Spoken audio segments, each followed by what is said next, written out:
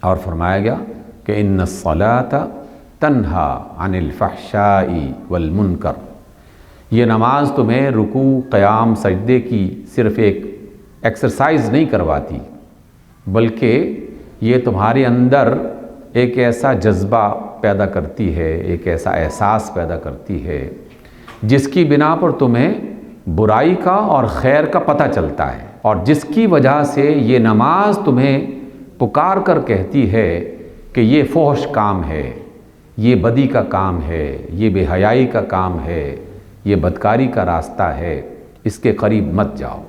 نماز روکتی ہے، ان الصلاۃ تنہا، بے شک نماز روکتی ہے عن الفحشاء، فحش کاموں سے، فحش باتوں سے، فحش عادات سے، بدکاری والی صورتوں سے یہ نماز روکتی ہے۔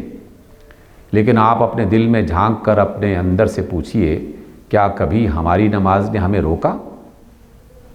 کیونکہ ہم نے تو وہ والی نماز ہی نہیں پڑھی کہ جو روکتی ہے، ہم نے تو وہ والی نماز پڑھی ہے جو سلاتی ہے، جو ہمیں ایک خاص تھوڑی سی مدت کے لیے ایک خاص مقام سے یا ایک ایکسرسائز سے گزارتی ہے۔ ہم نے تو وہ نماز نہیں پڑھی، یا ہم نہیں پڑھتے کہ جو ہمیں روکتی ہو۔ روکنے کے لیے آواز ہونی چاہیے، آواز کے لیے کان ہونے چاہیے، سمجھنے کے لیے اور اس پر غور کرنے کے لیے دل ہونا چاہیے۔ وہ چیزیں تو ہم بند کر کے ایک ایکسرسائز کرتے ہیں۔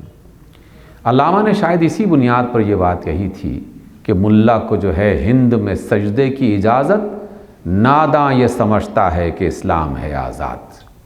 اس لیے ہندوستان میں اور ہندوؤں اور انگریزوں کی حکومتوں کے دوران اور اس وقت دیگر ملکوں میں اگر کسی کو نماز پڑھنے کا موقع مل جائے اور اس کی آزادی مل جائے تو بڑا مطمئن، خوش و خرم ہو جاتا ہے کہ چلو نماز پڑھنے کی اجازت تو ہے۔ تو اس اعتبار سے یہ بات نہیں ہے، بلکہ نماز برائی سے اور خرابی سے اور بے حیائی سے منع کرتی ہے۔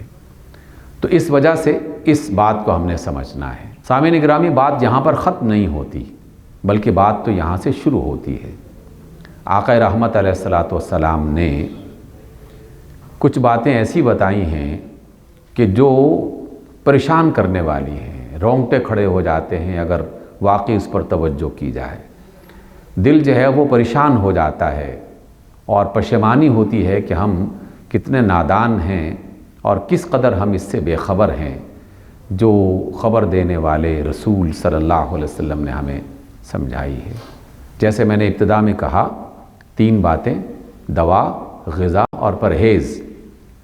تو جس طرح پرہیز نہ کرنے سے، کوئی ایسی چیز استعمال کرنے سے دوا کا اثر زائل ہو جاتا ہے، غذا کا اثر زائل ہو جاتا ہے، اسی طریقے سے آقا رحمت علیہ السلام فرماتے ہیں کہ کچھ گناہ، کچھ غلطیاں، کچھ خطائیں ایسی ہیں کہ جن کی وجہ سے نیکیاں برباد ہو جاتی ہیں۔ ہم نے پہلا حصہ تو پڑھا، سیکھا، اور علماء نے نماز کی رغبت دلانے کے لیے رسول اللہ کی ان روایات کو پیش کیا جو اپنی جگہ بالکل درست ہیں۔